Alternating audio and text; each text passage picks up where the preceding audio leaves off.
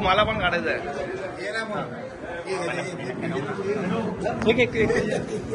आता फोन नाही केलं मला.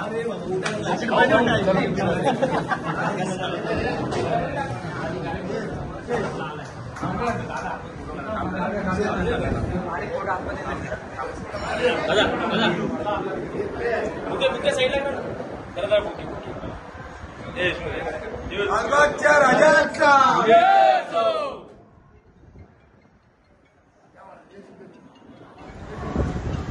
लालबागच्या राजाचा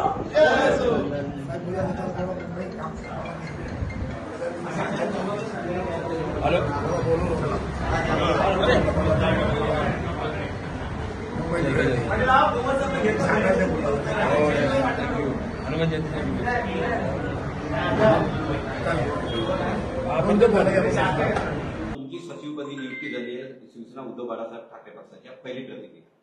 अतिशय आनंद होतोय.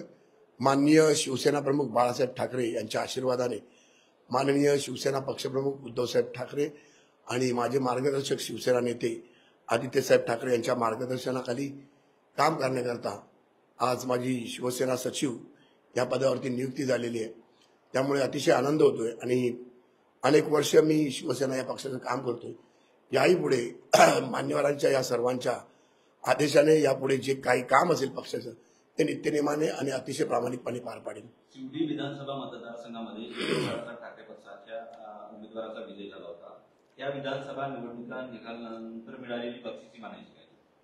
आम्ही अनेक वर्ष पक्षाचं काम करतोय. आता देखील माझ्याकडे शिवडी विधानसभा संघटक ही जबाबदारी पक्षाची 10 ते 12 वर्ष होती. त्याच पद्धतीने लोकसभा समन्वयक देखील ही माननीय खासदार माजी केंद्रीय मंत्री अरविंद सावंत साहेब यांच्या निवडणुकीमध्ये पक्षाने दिली होती. ती देखील जबाबदारी मी अतिशय खंबीरपणे आणि सगळ्या तमाम शिवसैनिकांच्या पाठिंब्यावर व्यवस्थितपणे पार पाडली. आज पक्षाने शिवसेना सचिव ही जबाबदारी दिलेली आहे.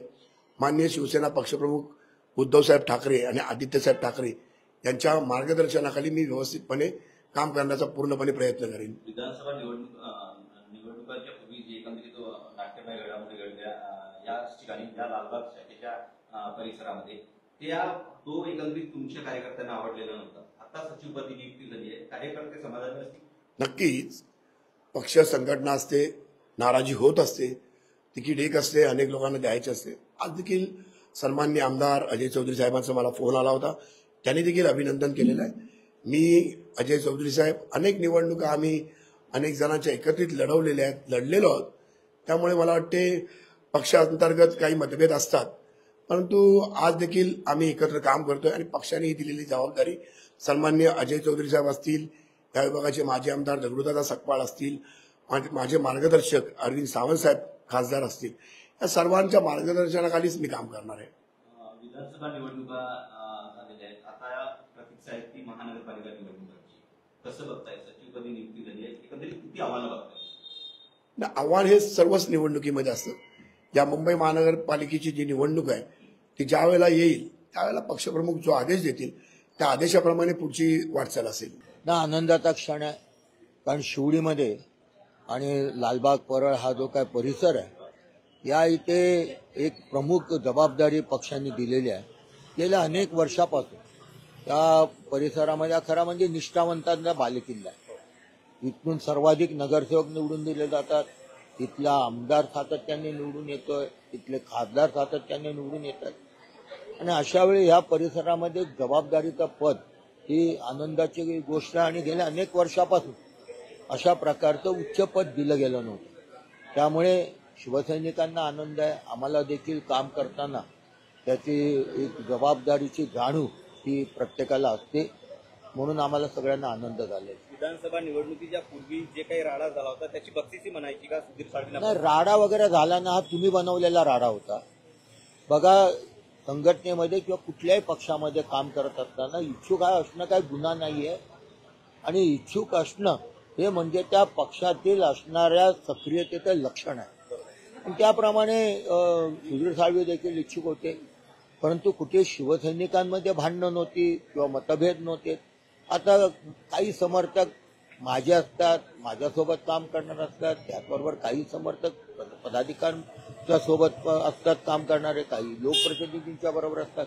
त्यांना वाटते की आपण ज्याचं समर्थन करतो त्यांना हे पद मिळालं पाहिजे. पण ते एकदा पक्षाने निर्णय घेतल्यानंतर इथला कडवट शिवसैनिक, इथला शिवसेनेवर प्रेम करणारा मतदार आज शिवसेनेशिवाय दुसरा कोणाचाही विचार करत नाही. आणि त्यामुळे इच्छुक असणं त्यात काही गैर नाही. त्याप्रमाणे सुधीर साळवे इच्छुक होते, पण पक्षाने निर्णय घेतल्यानंतर आम्ही एकत्रितपणे काम करत होतो आणि पूर्ण जिद्दीने आम्ही लढलो, अतिशय कमी वेळामध्ये लढलो आणि इथला भगवा असाच आम्ही अबाधित ठेवला. लालबागचा राजा त्यांना पावला असं म्हणता येईल. लालबागचा राजा सर्वांनाच पावतो. मी गेले अनेक वर्ष लालबागच्या राजाला येतो दर्शनाला. लालबागच्या राजाचे आशीर्वाद असतात. मी तिसऱ्यांदा आमदार झालो.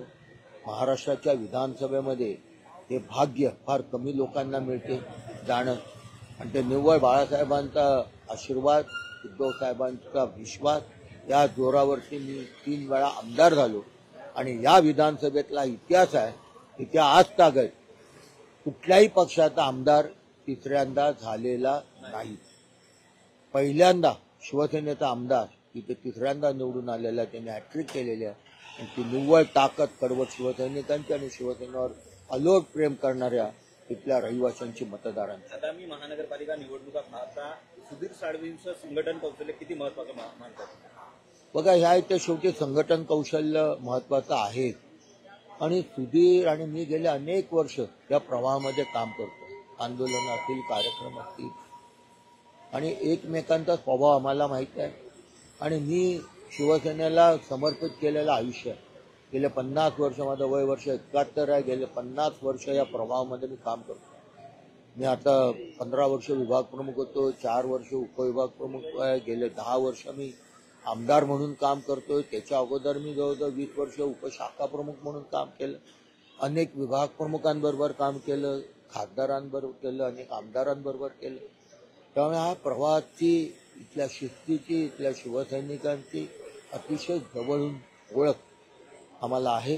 आणि त्यामुळे इथलं संघटन अधिक मजबूत करण्याचा नक्कीच आम्ही प्रयत्न करू. उद्धव ठाकरे आणि आदित्य ठाकरे तरुणांना वाव देतात, त्याचं हे द्योतक मानायचं का? ऑफकोर्स आता प्रत्येक पक्षामध्ये तरुणांचा आहे, प्रवाह वाढतोय. सगळ्याच पक्षांमध्ये तरुणांना संधी दिली जाते. आणि शेवटी तरुण आल्याशिवाय कुठलाही प्रवास पूर्ण होत नाही. तरुणांना वाव देणं हाच मुख्य उद्देश. येस, जरूर, नक्कीच हा त्यांचा दृष्टिकोन आहे. आणि त्यामुळे अनेक तरुण आता प्रवाहामध्ये येत आहेत. आज गळाभेट झाली, हस्तांदोलन झालं, काय शुभेच्छा दिल्या तुम्ही त्यांना? भविष्याने काय शुभेच्छा दिल्या? शुभेच्छा म्हणे मी हेच सांगितलं, कारण शेवटी आम्ही अतिशय जवळून एकमेकांना ओळखतो. आमच्यात कधीच मतभेद पण नव्हते आणि मनभेद पण नव्हते. त्यामुळे मी सोबत आहे. सकाळीच मी फोन केला, त्यावेळी त्यांनी देखील मी शुभेच्छा देताना सांगितलं की साहेब असाच आशीर्वाद असू देत, आपण एक नव्या जोमाने पुन्हा एकदा इथलं संघटन सुद्धा करूया. महानगरपालिकेवर भगवा फडकवण्याच्या एकंदरीत तुमच्या मोहिमेला यश मिळेल असं वाटतंय? नाही, ही मोहीम कसली आहे? आमचा हा बालेकिल्ला बालेकिल्ला आहे. आणि रोज आम्ही काय निवडणुका आल्या म्हणून छत्र उघडून बसत नाही ना. ज्यांनी निवडणुकांमध्ये कार्यालय थाटली होती ना, त्या कार्यालयाची दुकानं झाली, बंद झाली ती कार्यालय, तिथे नवीन दुकानं चालू झाल्या. आमच्या शाखा अबाधितपणे सातत्याने काम करतात, सक्रिय आहेत, उघड्या आहेत. आणि 365 दिवस मी जनतेमध्ये आहे. मी जर कुठे बाहेरचा दौरा बिवरा असला तो सोडला तर आजही रोज सकाळ, दुपार, संध्याकाळ मी माझ्या कार्यालयात असतो. रोज एका शाखेमध्ये असतो. त्यामुळे आम्ही काय त्या पावसाळ्याला काय छत्री उघडवतो तशी काय कार्यालय थाटलेली नाही. आमची ही कार्यालय नाहीत, आमची जनसेवेची मंदिरं आहेत. त्यामुळे आम्ही हे अशीच सेवा करत राहणार आणि इथला भगवा हातात फडकत राहणार.